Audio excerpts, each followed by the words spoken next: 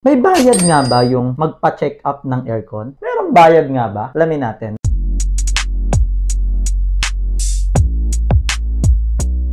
Magandang araw sa ating mga kalamig. Nandito na naman tayo sa All About Aircon para magbigay ng aircon advice para sa inyo. Ang topic natin ngayon, may mga nagtatanong kasi. Ang tanong nila, may bayad nga ba yung magpa-check up ng aircon? Merong bayad nga ba? Siyempre, may bayad po yan. Meron po talaga yan. May scenario tayo. Kunwari yung aircon nyo, kaka-install pa lang, 1 week pa lang siya. Sample, 1 week, 2 weeks, may tumulong sa kanya o hindi na lumamig, pwede nyo pong itawag yan. Ayan po yung check-up labor, libre pa po yan. Wala pa po tayong babayaran dyan. Kasi 1 week, 2 weeks, so kaka-install pa lang, bagong-bago. Mag-iisang buwan pa lang.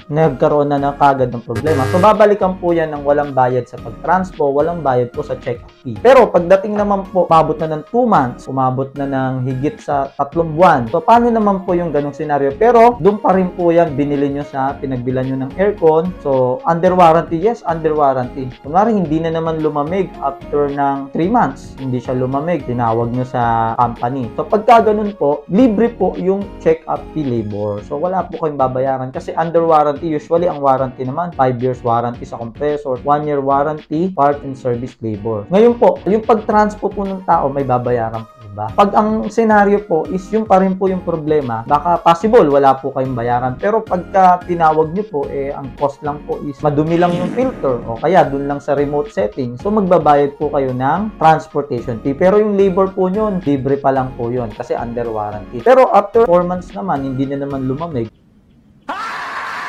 And then, makikita po pala, pagpunta dun nung technician, nakita, madumi na naman po yung filter.